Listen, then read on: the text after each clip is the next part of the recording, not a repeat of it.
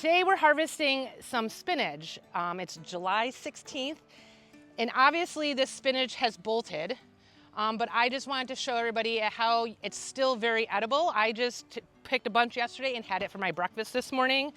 And when it's this big, look at how big that leaf is. That is giant. It's like as big as my face. You could use it as a wrap to wrap something into. So I've been harvesting.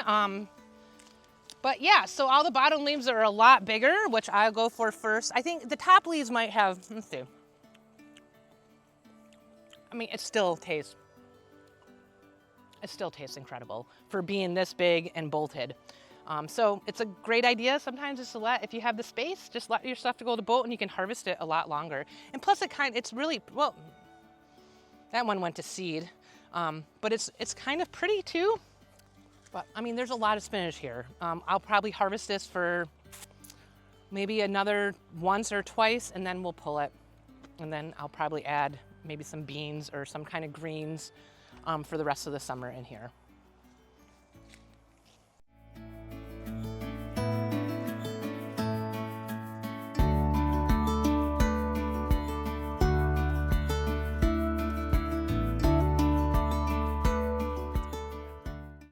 There you go.